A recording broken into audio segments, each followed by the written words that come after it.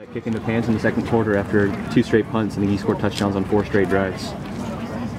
Well, we scored on our first 2 drives, so it wasn't like we were flopping around a little bit. You know, we just didn't execute those 3rd downs very well. But the guys played. You know, they had great energy, played with really good technique, played with discipline, played with a lot of heart speed.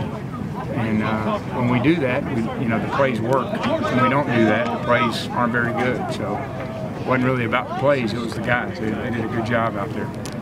Kentucky's strength is defense, especially in the red zone. What does it do so well down there? Well, it's not just the red zone. I mean, what are they, like 1 or 2 in the country in scoring defense? They're top in the league in every category. They have a great scheme. They're very instinctive players, veteran players. They run to the ball, play hard with effort and toughness. It's going to be a heck of a challenge for us.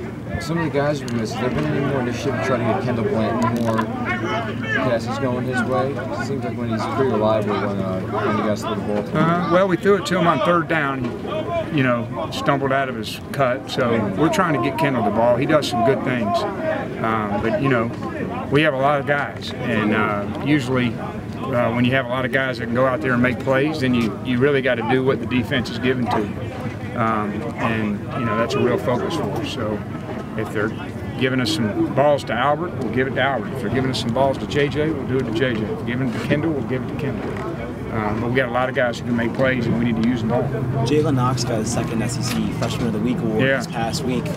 What is it that's so unique about him that as a true freshman he's been able to step up and help carry the load for you guys as far as receiving options go? Well, it starts, obviously he was blessed with good physical traits. God gave him size, speed, strength. But I think what really separates him from most freshmen is his level of maturity and his approach every day. He's like a senior. He comes to work every day with the same demeanor. There's been no real ups or downs. He studies hard. He works on his craft. And when you do that, you start getting showing improvement every day. And then all of a sudden the results come. And it's a hard thing for young players to learn the amount of work and consistent diligence it takes to be a good player. And he knows it at an early age. What are some of the little details that he picks up on in practice that a lot of freshmen his age wouldn't? It's not that he's picking up on something that they can't.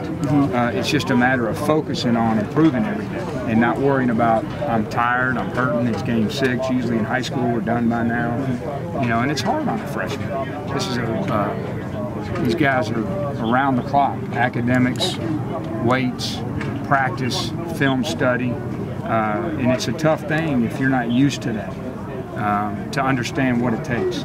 Did you get that vibe from Jalen from day one, that he was going to be that kind of guy? Yeah, it was early. I'm like, wow, he's got a real serious, he's just a real serious-minded person. And, the great players I've all been around, that's what they are like. I mean, they work at it. They know how hard it is. And they don't go in the tank when things don't go their way or they have some bad plays, and they don't start thinking they have it figured out when things go great. You just come to work every day. There's going to be challenges every day. There's always room for improvement, and that's where he is. Coach, I know you're team-oriented and system-oriented. I want to ask you a quick question about Drew Lock individually. If you guys win this game against this defense, what does that say? What could that say about Drew Lock to the nation? I don't think it's just another game for us. I think Drew's going to get evaluated at the end of the year like every player should. I think it's unfair to make statements on one game for a player, good or bad. And so for me, this is one of his 12 games that he's going to go out there and try to perform at his best. And then after 12 games, it'll be everybody's job to assess how he did. That's how I view it. So is there no difference if he has a great game against Kentucky and has a great game against UT Martin? It's just 2 great games? Well, for me, we evaluate him on his job. Is he doing his job? All right. So is he making the right read? Is he making the right check? Is he going to the right receiver? And is he throwing an accurate ball? And whether you play UT Martin or Kentucky, I mean, you have a job to do.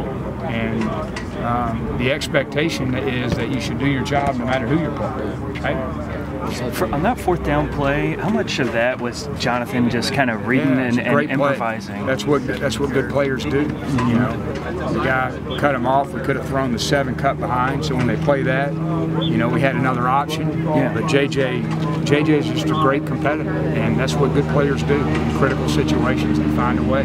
He did one in Purdue, if you guys remember. Right. Yeah, fourth down, we threw it deep, and he went up and just made a great catch. And so, you know, there's an old saying: in critical times, you think a player's not plays, and that was an example of why.